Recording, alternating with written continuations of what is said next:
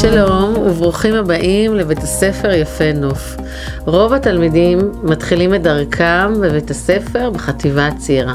חטיבה הצעירה מכילה 2 גני ילדים ו3 כיתות א' וגם כיתות ב' ועובדת ביחד.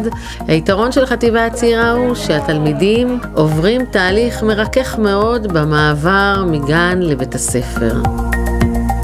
בית הספר משקיע מאוד בלמידה, למידה רצינית, למידה אחראית, אבל כדי לעניין את התלמידים וכדי ליצור סקרנות ועניין, אנחנו משלבים למידה באמצעות משחק. ילדים מאוד אוהבים את המתודה הזאת, וכך אנחנו משיגים גם למידה ברמה גבוהה וגם יצירתיות. בנוסף על לימודי הליבה והמקצועות החשובים, אנחנו מפתחים כישורים אישיים אצל תלמידים.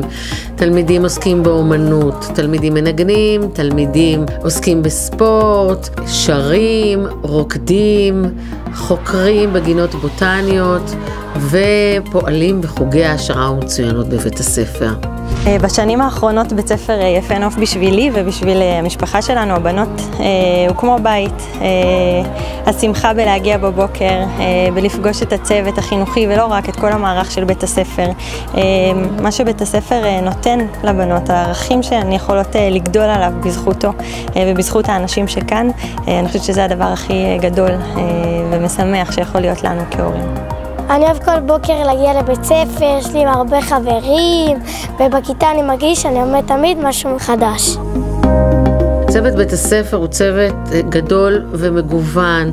הצוות כולל מורים מקצועיים מנוסים ומחנכים מסורים, יועצת, פסיכולוגית, סייעות, אנשי טיפול.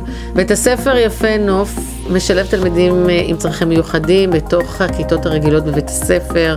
השילוב הזה תורם ומשפיע גם ובעיקר על כל תלמידי הכיתה שלומדים להכיר את השונה, להכיל אותו. כאן בבית הספר מפתחים מנהיגות קהילתית. זה אומר שתלמידים מתנסים באחריות כלפי הסביבה שלהם, כלפי החברים שלהם והקהילה.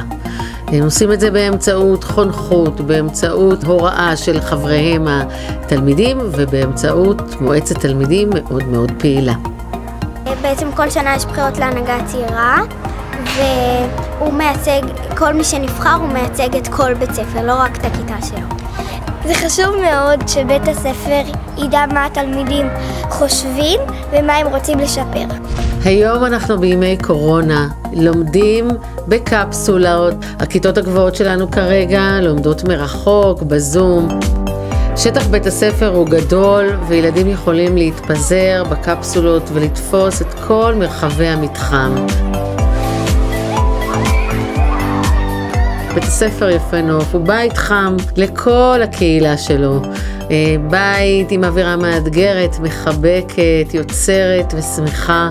ואני וצוות המורים שלי מחכים לכם שתבואו בפתחו ותהנו גם אתם מכל מה שהוא יכול להציע. אז בואו באהבה.